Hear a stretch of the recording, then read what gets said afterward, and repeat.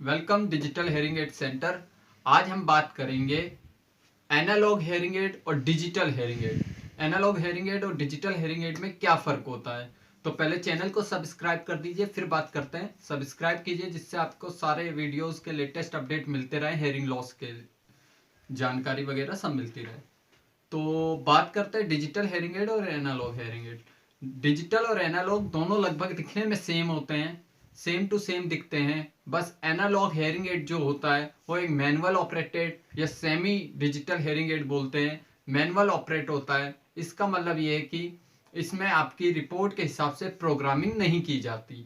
मतलब कि आपका जो साउंड एम्पलीफाई होके आता है वो विदाउट प्रोग्रामिंग आता है और एग्जैक्ट आपको बटन से वॉल्यूम कम या ज़्यादा करना होता है। इसका मतलब ये हुआ कि ये एक मैनुअल हेयरिंग एड होता है जिसमें कि अगर आपको कम लग रहा है तो हाथों से कम कर लीजिए और ज़्यादा लग रहा है तो हाथों से ज़्यादा बढ़ा सकते हैं, कम कर सकते हैं, अपना मैनुअल ऑपरेट कर सकते हैं आप हेयरिंग एड को। इसी के अगेंस्ट, इसी के विपरीत अगर बात करें तो डिजिटल हेयरिंग एड आता है। डिजिटल हेयरिंग एड एक प्रोग्रामेबल हेयरिंग एड है जो कि आपका जो हेयरिंग एड ऑडियोमेट्री रिपोर्ट आता है, ऑडियोमेट्री रिपोर्ट के हिसाब से उसमें साउंड दिया जाता है। सपोज किसी पेशेंट का अगर mild to severe hearing loss है तो उसके हेयरिंग एड में ठीक उतना ही साउंड आएगा जितना कि उसको रिक्वायरमेंट है।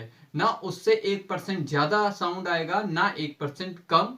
इसका मतलब ये कि जितने आवाज की जरूरत है उतनी ही आवाज डिजिटल में आएगी।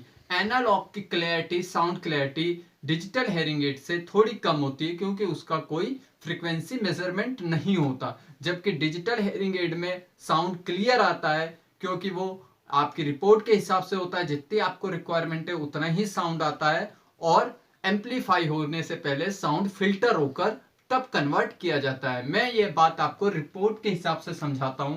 आप देखिए एक बार, जैसे आपके पास ये रिपोर्ट है, अब आप रिपोर्ट देख रहे हैं।